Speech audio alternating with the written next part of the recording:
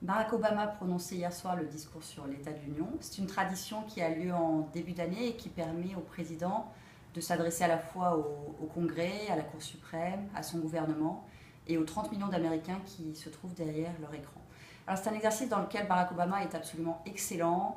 Il est drôle, il est convaincant, il est émouvant. C'est vraiment un exemple de communication politique pour nos dirigeants français. Dans les faits, il n'y a pas eu beaucoup d'annonces hier soir. Euh, Barack Obama a promis que 2014 serait l'année de l'action, mais on a beaucoup de mal à le croire. On sait que le Congrès actuel est le moins productif de toute l'histoire des États-Unis. La Chambre des représentants est républicaine, le Sénat est démocrate, il y a donc très peu de compromis possibles. Barack Obama veut néanmoins changer un peu de stratégie.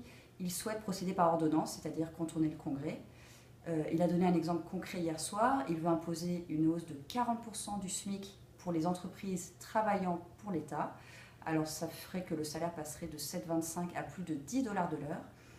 Ça en dit beaucoup sur la politique de Barack Obama, parce que c'est une annonce qui a l'air grosse en apparence, mais qui est finalement assez modeste. D'abord parce qu'elle ne concerne que les sous-traitants de l'État, donc ce sont quelques centaines de milliers de salariés, et non pas les 17 millions d'Américains qui aujourd'hui sont payés moins de 10 dollars de l'heure. Ensuite, parce que ça ne concernera que les nouveaux contrats. Et enfin, et ça les républicains l'ont bien pointé hier soir, Barack Obama n'augmente pas le salaire des fonctionnaires, il n'augmente que celui des sous-traitants, et on en connaît la raison, ça ne coûtera pas un seul dollar à l'État.